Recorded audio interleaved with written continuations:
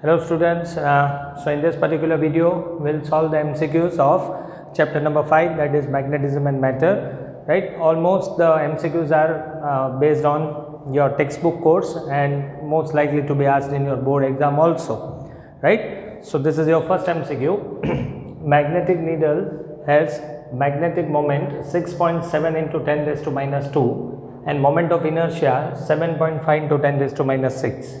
So magnetic moment is given to you.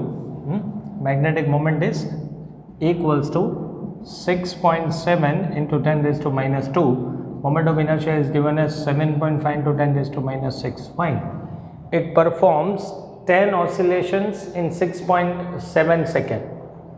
That means needle is performing oscillations and it is performing 10 oscillations in 6.7 seconds. So that means time period will be, what is the definition of time period? Time period means time taken to complete one oscillation, right? So to complete 10 oscillation, it takes 6.7 seconds. So to complete one oscillation, it will be taking 0.67 second. Divide by 10. Divide by 10. Okay, find the magnitude of magnetic field.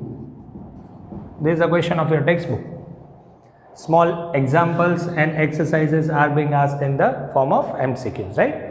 Okay, so basically we want to calculate magnetic field, magnitude of magnetic field. So time period is 2 by root of I by MB. Okay, squaring on both the sides, it will be T square equals to 4 pi square into I upon MB. So B will be equals to 4 pi square into I upon M into T square. Put up the values and 4 into 3.14 the whole square into what is the moment of inertia? 7.5 into 10 raised to minus 6 upon magnetic moment, which is 6.7 into 10 raised to minus 2 into time period is 0.67, right? So on solving this, you'll get B is 0.01 Tesla. So A is your correct option. Clear? The next one. Okay, the next one. What is the magnitude of equatorial field due to a bar magnet of length 5 cm at a distance of 50 cm from its midpoint? The magnetic moment is 0.4. Okay, fine. So we are to calculate the magnetic field due to a bar magnet of length 5 cm. There is a bar magnet, right? This is the axis. This length is 5 cm. That means 2L is equals to 5 cm. And we are to calculate the magnetic field at equatorial field. Equatorial field, that means equator at a distance of 50 cm. So in comparison to 5 cm, 50 cm is quite big. That means we can consider this as a short bar magnet, right? Okay, so for a bar magnet along the equator, magnetic field is given by mu naught by 4 pi into m by r cube. This is the magnetic field due to a short bar magnet along the equator. Fine, just substitute the values. 4 pi into 10 raised to minus 7 upon 4 pi into m is given to you 0.4, right? And the distance is 50 centimeters, so that is 0.5 the whole cube. In solving this, you will get magnitude of magnetic field as 3.2 into 10 raised to minus 7 Tesla. That means B is your correct option. Clear? Then the next one. Okay, the next one, this is very easy. What is the order of strength of magnetic field of Earth? This is already given in the textbook. Magnetic field of Earth is very less. That means it is having less magnitude of order 10 raised to minus 5 Tesla, right? Clear? So the magnitude of or the order of strength of magnetic field of Earth is 10 raised to minus 5 Tesla. Clear? This is completely theoretical or informative MCQ. Fine. The next one. Okay, the next one. What is the magnetic susceptibility of a perfect diamagnetic material? Perfect diamagnetic material means we have studied that behavior of diamagnetic substance in an external magnetic field, right? Where we came to know that diamagnetic substance will be magnetized but in a direction opposite to external magnetic field, right? While now considering the case of pure diamagnetic substance, it means it will not allow a single magnetic field to pass through it. Example is superconductor, right? The Meissner effect, which is given in your book, that when a superconductor or when a conductor is placed in the magnetic field, and if the temperature is lowered below the critical temperature, then all the field lines are expelled. That means it will not allow a single magnetic field to pass through it. It will not allow a single magnetic field line to pass through it, right? That is an example of perfect diamagnetic substance. So, for a perfect diamagnetic substance, mu is 0, permeability will be 0, as the substance is not allowing a single field lines to pass through it. So, mu will be 0. Now, if mu is 0, mu r will also be 0, because mu r is after all mu upon mu naught. Now we know that susceptibility is equals to mu r minus 1. Mu r minus 1. In case of perfect diamagnetic material, mu r is 0, 0 minus 1, so susceptibility is minus 1. For a superconductor also, the magnetic susceptibility is minus 1. So this is your correct answer. Fine. The next one. The next one, what is dip angle at geomagnetic poles? Okay. What actually dip angle means? Dip angle is the angle between Earth's magnetic field and its horizontal component made in the plane of magnetic meridian, right? That means the angle between B and BH, that is known as dip angle at that particular place. Now, at geomagnetic poles,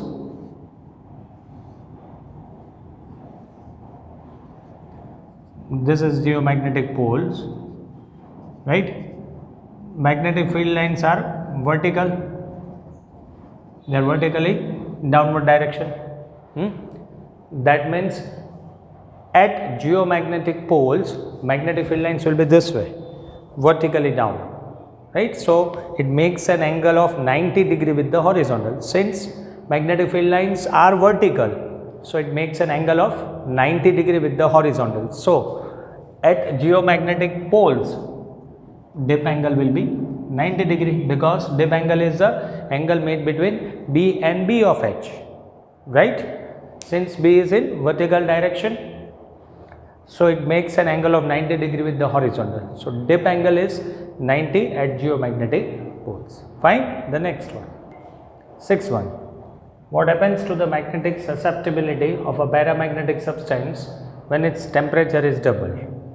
Okay.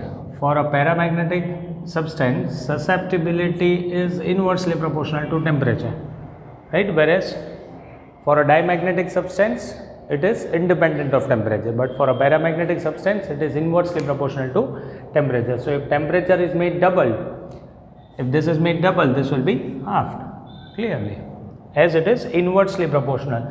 So if temperature is made double, so susceptibility will be halved. So A is the correct option. Clear? Okay, 7th one. In the magnetic meridian of a certain place, the horizontal component of Earth's magnetic field is given 0.26 Gauss. Fine. The horizontal component B of H is equals to 0.26 Gauss. And dip angle is 60 degree. Dip angle is 60 degree.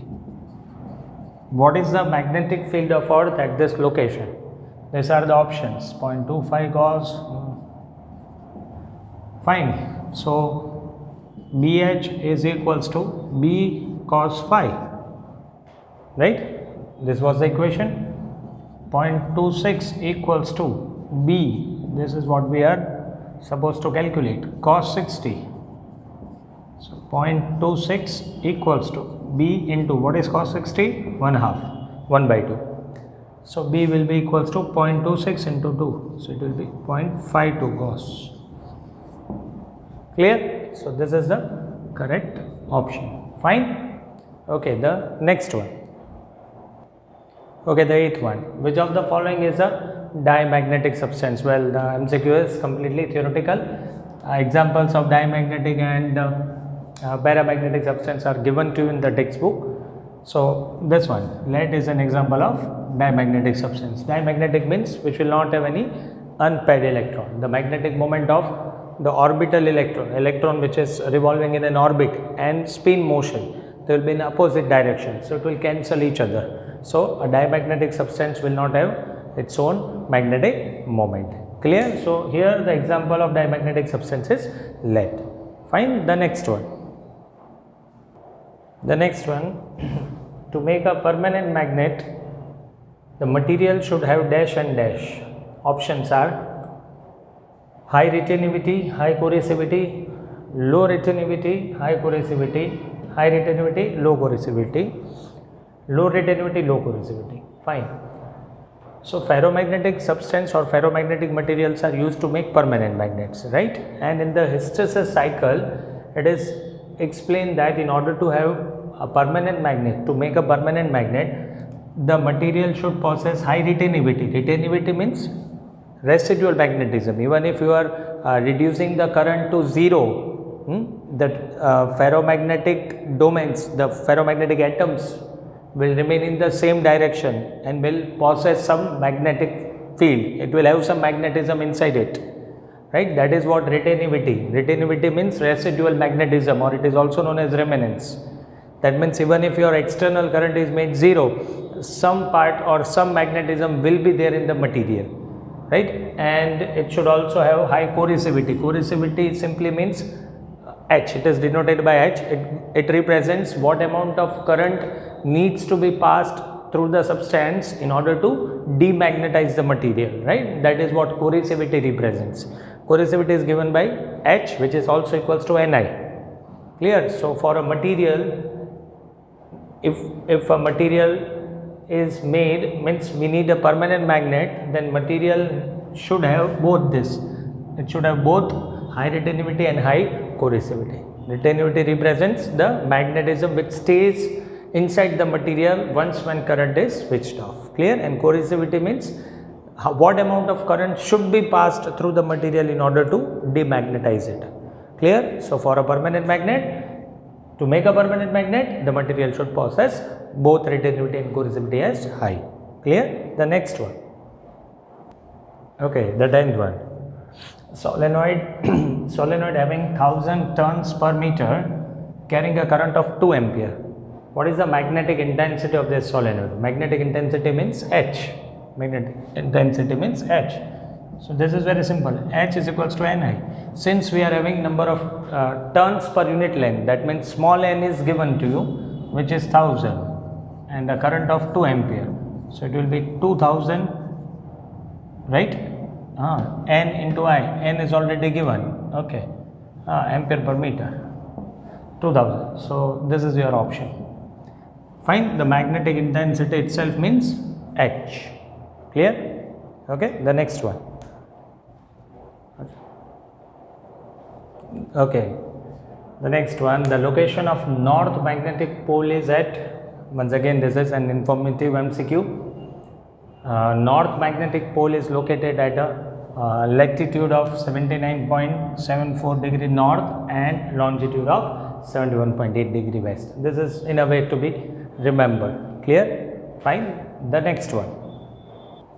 12th one. What is the unit of magnetic charge? First of all, what do you mean by magnetic charge? Magnetic charge is also known as pole strength. It is known as pole strength, right? Fine. So we know that electric dipole moment was electric charge into distance. Similarly, magnetic moment is pole strength. This is also known as magnetic charge into 2L. Right? Pole strength is a scalar quantity, or magnetic charge is a scalar quantity. It all means the same. This is ampere meter square. Unit of magnetic moment is pole strength into length. Length is in meter. So unit of pole strength will be ampere meter. Right? Or unit of magnetic charge. Magnetic charge is also known as pole strength. Right? So C is the correct option. Fine. So we have solved the questions which are likely to be asked in the board exam, and now in the next video we will solve the MCQs of chapter number 6, electromagnetic induction. Thank you.